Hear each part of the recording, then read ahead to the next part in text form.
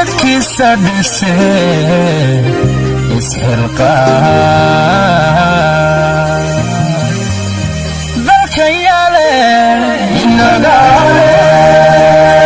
dalka yaale nagaale qoloma daynaayay qabil ma iska tuuraayay waa qaali midnimadu yee waa qaali midnimadu yee qarannimo ma dhowrnaa uma tobaanu qaybsami qurux yeelan mayse qayrkeen ma raacnaayey qayrkeen ma raacnaa qayrkeen ma raacnaayey qayrkeen ma raacnaa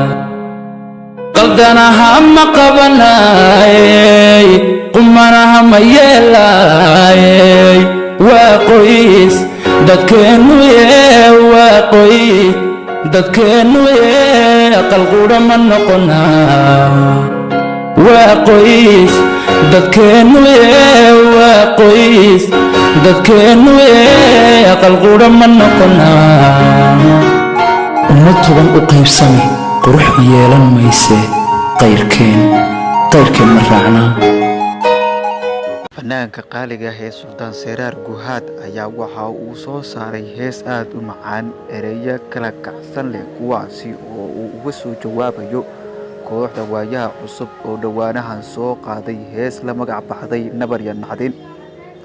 Suldaan Seraar Guhaad waa fanaan weyn oo aad u cod macaan loona yaqaano boqorka geeska ayaa ku soo biiray fanaaniinta qaaliga ah ee ka soo jawaab celiyay heestii Nabar iyo Naxdin. waxay noqotay hees saameyn weyn ku yeelatay baraha bulshadu iyo qof walba oo Soomaali ah. xitaa culimadii ayaa soo booqday si heestaasi dislike u saaraan. waxay noqotay heestii ugu badneed ee dislike lagu qabto heesaha Soomaalida iyo muuqaal Soomaali ay markaas soo dhigaan. Suldaan Seraar Guhaad ayaa soo qaaday hees ay ku jiraan erayo wadaninimo ah oo loo baahan yahay israac oo kaliya loona baahnayn in markaasi dadku ay kala go'aan oo qof walba qofka xilka hayo u dhaliilo ama uu cadow ku noqdo.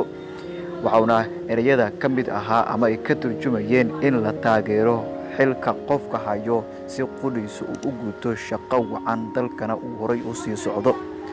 fanaaniin fara badan ay ku jiraan marka loo eego Fortune Balbalaarka Farxiyo Kaba Yare Diyadan Warsho ayaa la sugayaa qudhoodu inay soo socdaan jawaabta heesta Nabar iyo Naxdin. waxaana horay loo arkay fanaaniin fara badan oo uu markaas ku jiro Ilka Case, King Khalid iyo waliba Dalmar Yare oo reaction ka duwan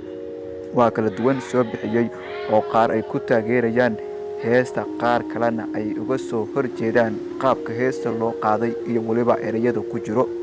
fadlan subscribe inoo saar Garaamada Media.